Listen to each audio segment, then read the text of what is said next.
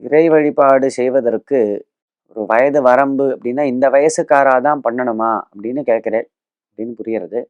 பொதுவா என்ன நினைக்கிறா லோகத்துல அப்படின்னா, கோவிலுக்கு போகணும், அல்ல ஏதாவது ஒரு க்ஷேத்திரத்துக்கு போய் சுவாமிகள்லாம் தரிசனம் பண்ணணும், உபன்யாசங்களுக்கெல்லாம் போகணும் அப்படின்னா, அது கொஞ்சம் ரிட்டையர் ஆனதுக்கு அப்புறம் வச்சுக்கலாம் அப்படின்னு நினைக்கிறா. 50 வயசு 60 வயசு ஆனதுக்கு அப்புறம் இதெல்லாம் வச்சுக்கலாம்.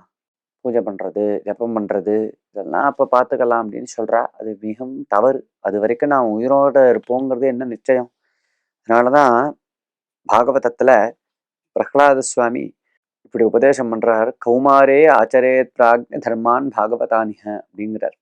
பாகவத தர்மங்களை, பகவன் நாமாக்களை சொல்றது, பூஜை பண்றது, இந்த மாதிரி செயல்களை கௌமாரே, குமாரனாக சின்ன குழந்தையாக இருக்கிறச்சியே ஆரம்பிச்சிருப்பா அப்படின்னு சொல்றார்.